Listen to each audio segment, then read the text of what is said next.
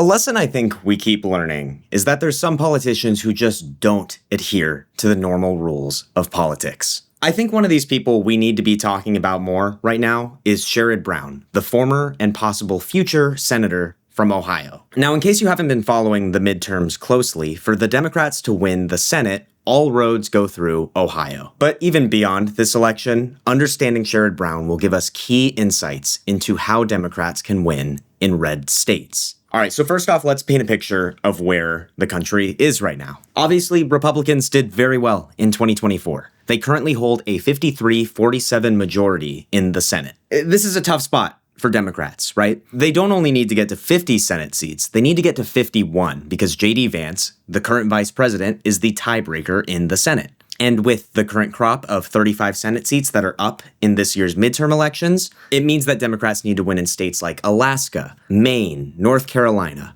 and of course, Ohio to get their majority. This would allow them to block Donald Trump's judicial nominations and possibly future cabinet nominations. So if the stakes are this high and all of this pressure is on the shoulder of Sherrod Brown, it's probably pretty important to know who this guy is, right? I think it's fair to say that Sherrod Brown was one of, if not the first, progressive populists within the Democratic Party. That may sound weird to hear now because that is such a prolific part of the current Democratic Party, but the reason Sherrod Brown has been able to serve 3 terms in the Senate and 7 terms in the House of Representatives before that is because he was one of the first.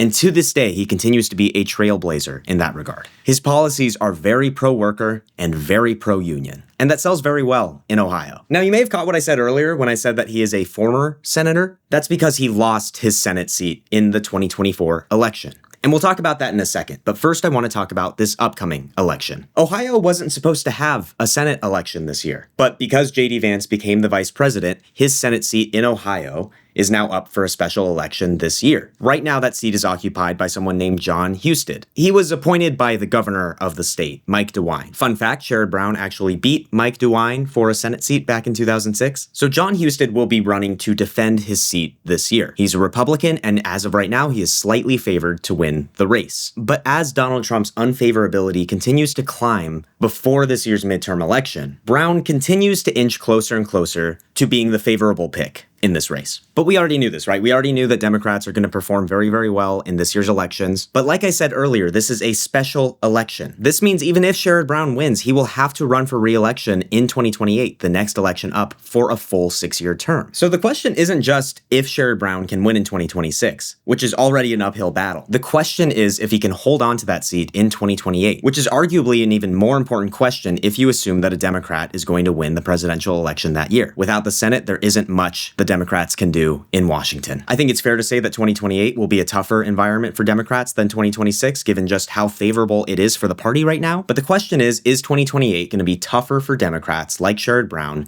than 2024 was? And for that, we're going to have to check back in on that 2024 Senate election, the one that Brown lost. That race was very strange. It was very close in the polls throughout the cycle. But Sherrod Brown had defied expectations before. He outperformed Barack Obama in 2012 in the state by several points. He won by a very comfortable margin in 2018, even after the state voted pretty favorably for Donald Trump. And the candidate in 2024 was a really strange guy. The Republicans ran Bernie Moreno, a used car salesman who had never held political office before. That's right. That's right. A used car salesman beat out one of the most pro-worker, pro-union Democrats. I think there's a decent chance it's a bad sign for where the electorate is going in the state. And it raises real questions for me how solid this seat is for Democrats long term. Since Sherrod Brown has been so active in Ohio politics for so long, many Democrats have tried to copy his campaign style and his rhetoric to no avail. There are effectively no other statewide Democrats holding office in the state of Ohio anymore. And like I said, Sherrod Brown is 73. So while I think this is an important race for the Democrats to win control of the Senate in 2026, I would remain cautious on its longevity as something Democrats can hold long term. Sorry, that one's a bit of a bummer. I feel like we've been kind of optimistic looking at our blue Texas and blue Florida videos, but I don't know. Something's different about this race for me. Anyway, if you like this analysis and you're looking for more coverage of the midterm elections and other issues, news stories, whatever going on in this country, I'd love for you to subscribe. We're growing the channel and we're trying to post a video just about every day. All right, I'll see you tomorrow.